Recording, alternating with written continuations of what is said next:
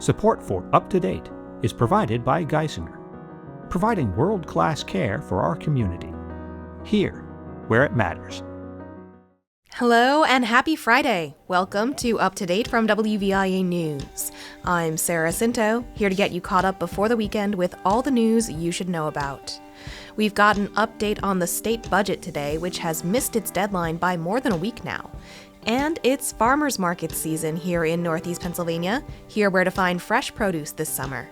It's Friday, July 10th. Let's get you up to date.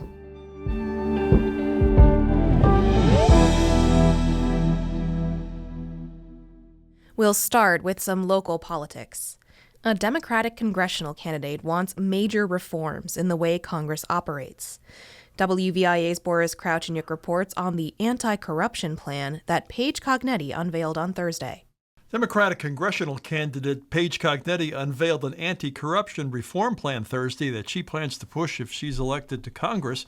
It's the Scranton mayor's latest effort to turn corruption into a leading issue as she seeks to unseat first-term Republican U.S. Representative Rob Bresnahan. Advocates have pressed for most of the reform ideas for years and some for decades with little or no success. Speaking at a South Scranton Union Hall, Cognetti said the nation is ready for their adoption. I think that we can push through some of these things in a new Congress because America is so sick and tired of this. I think our nation in this Congress that has just really abdicated their responsibilities in so many ways and made money for themselves on it. I think this is a moment where the American people are so sick of it that these types of reforms really can go through. The plan includes banning congressmen from trading stocks or serving on corporate boards while in office. They also couldn't accept corporate political action committee donations or lobby Congress after they leave it. It also limits service in Congress or on the Supreme Court to 18 years.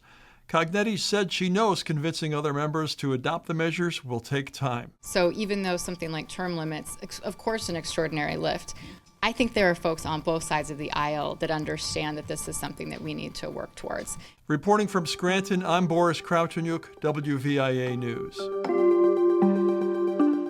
Thanks, Boris. And Bresnahan campaign spokeswoman Samantha Bullock called Cognetti, quote, as corrupt as they come in response. She also said Bresnahan has signed on to banning stock trades and to term limits and refused his pay when the government was shut down. Find the full story at WVIA.org.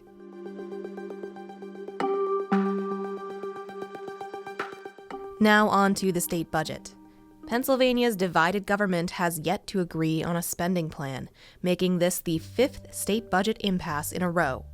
For WVIA, Haley O'Brien has an update more than a week after the budget's due date. It's quiet at the Capitol. Both the House and the Senate adjourned last week. Senator Dave Argel from Schuylkill County said he's waiting to be called back for a vote. In my mind, the sooner the better, but we need to see the numbers and then proceed accordingly. The House approved Governor Shapiro's spending plan in April. The Republican-controlled Senate is now working on an agreement. State Representative Pete Schweier from the Lehigh Valley does not predict this impasse will go as long as last year's. I know that we're making good progress. I know that everybody wants to get a quality budget done in as quickly as possible. It feels, like there's a little bit more of a spirit of compromise, perhaps, or a spirit of let's get this done. Shapiro expressed frustration that the Senate adjourned on the day the budget was due. Senate leaders say they're in constant conversations. In Harrisburg, I'm Haley O'Brien. Thanks, Haley. Stay with us. There's more up to date after this break.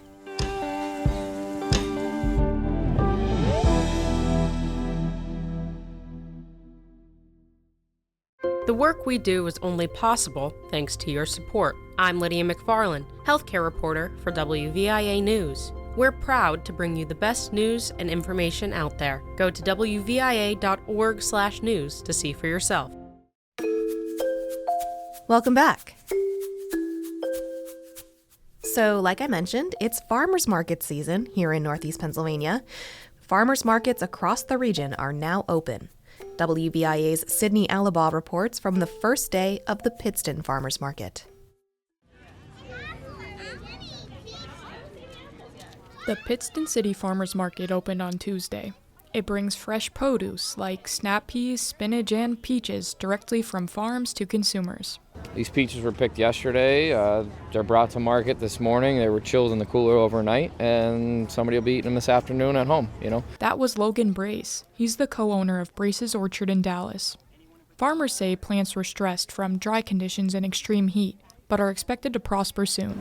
With this moisture now and a return, to more, average temps, things should really take off and grow. That was Harold Gollum of Gollum's Farm and Greenhouses in Plains Township. The market also offers local meat, honey, and baked goods. Supplemental Nutrition Assistance Program funds are accepted for eligible items at the market. Nutrition educator Rachel Ravinsky says the farmers market makes it easy to get healthy, nutrient-dense foods.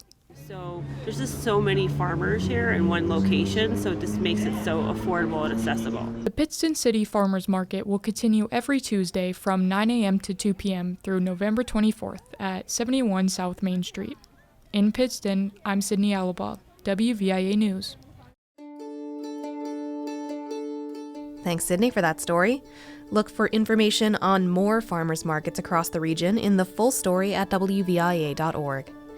And now it's Friday, so that means it's time for Community Connection with WVIA's Lisa Mazzarella.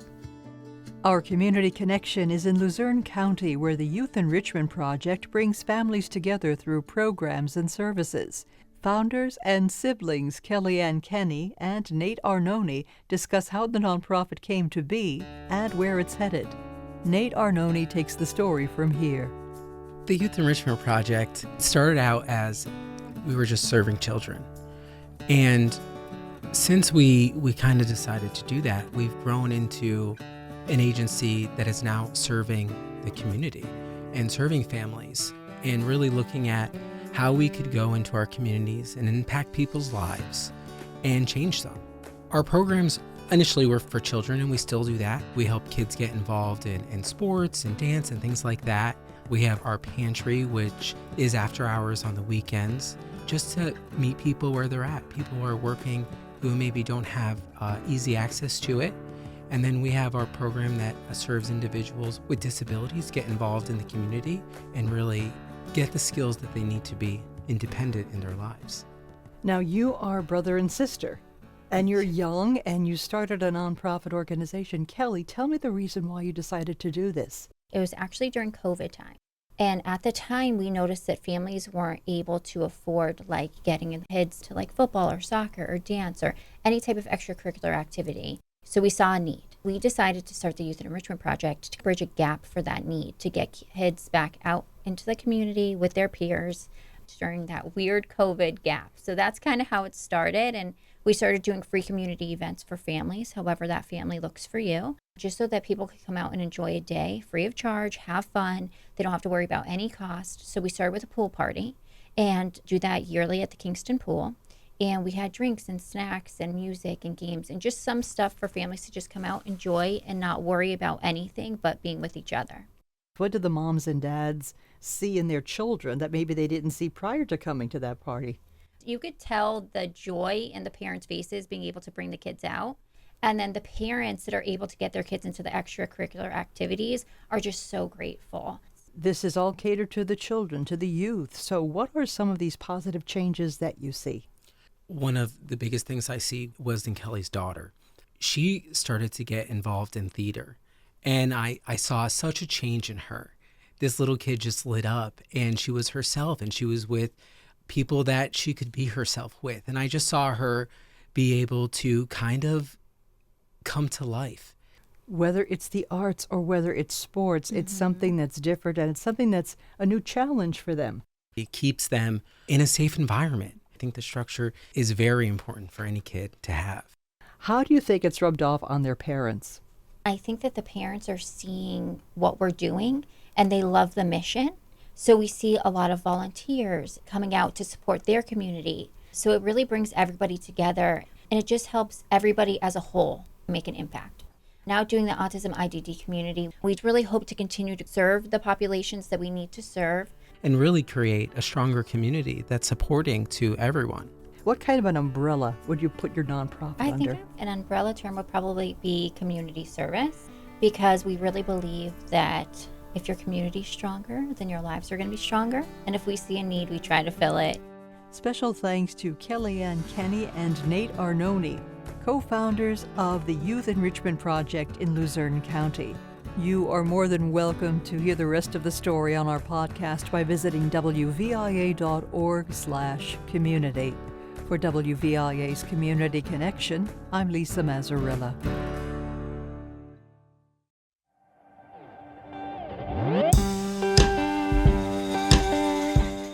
So, how are we feeling? All caught up and ready for the weekend? Find more stories every day at WVIA.org. I'm Sarah Scinto. Thanks for joining me this week. We're back on Monday, so make sure you subscribe and tune in so you don't miss a thing. Enjoy your weekend, everyone. I'll catch you next week, right here on Up to Date.